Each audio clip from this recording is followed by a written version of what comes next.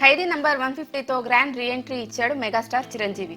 అదే జోష్తో బుల్లితెరపైన రంగప్రవేశం చేశాడు. ఇంతకు ముందు నాగార్జున హోస్టుగా వ్యవహరించిన మీలో ఎవరు కోటీశ్వరుడు కార్యక్రమానికి ఇప్పుడు చిరు వ్యాఖ్యాతగా మారిపోయాడు. 13వ తేదీ ప్రారంభమైన 4వ ఎడిషన్ తొలి ఎపిసోడ్లో చిరు తళుకున మెరిశాడు.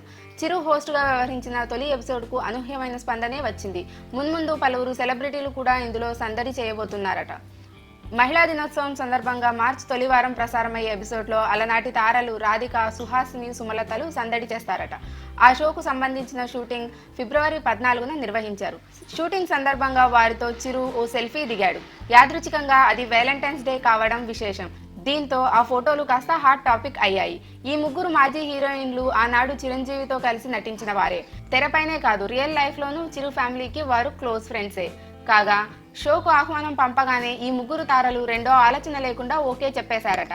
చిరంజీవితో వారికి మంచి స్నేహం ఉండడం వల్లే వెంటనే ఓకే చెప్పారని టాక్.